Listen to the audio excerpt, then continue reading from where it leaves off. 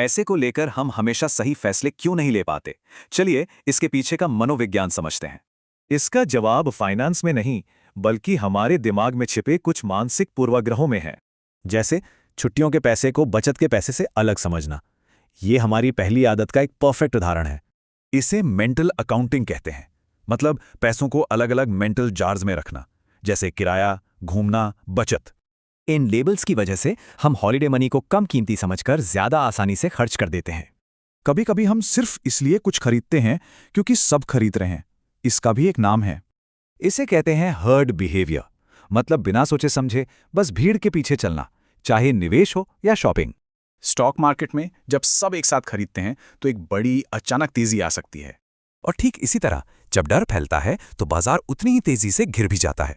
आप देखते हैं कि जब इमोशंस हावी होते हैं तब हमारे फैसलों का क्या होता है। इसे इमोशनल गैप कहते हैं, जब डर या लालच जैसी भावनाएं हमारी सोचने समझने की शक्ति पर हावी हो जाती हैं। जैसे मार्केट गिरने पर डर से सब कुछ बेच देना, ये एक इमोशनल फैसला है, लॉजिकल नहीं। इमोशंस के अलावा एक और पूर्वाग्रह है जो हमारे आत्मविश्वास से जुड़ा है। चलिए देखते हैं। इसे कहते हैं सेल्फ एट्रीब्यूशन। मतलब अपने ज्ञान और हुनर पर जरूरत से ज्यादा भरोसा कर लेना। इसी भरोसे के कारण अक्सर लोग सोचते हैं कि वो मार्केट को या एक्सपर्ट्स को भी मात दे सकते हैं। तो इन सभी मानसिक रुकावटों को समझने के बाद सबसे जरूरी बात क्या है? तो ये हैं वो 4 मानसिक जाल: mental accounting, herd behaviour, emotional gap और self attribution.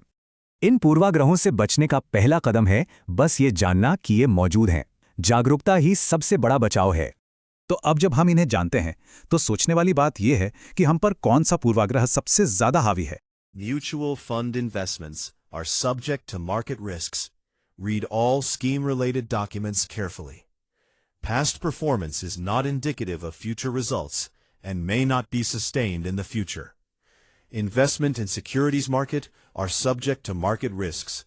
Read all the related documents carefully before investing. Insurance is a subject matter of solicitation.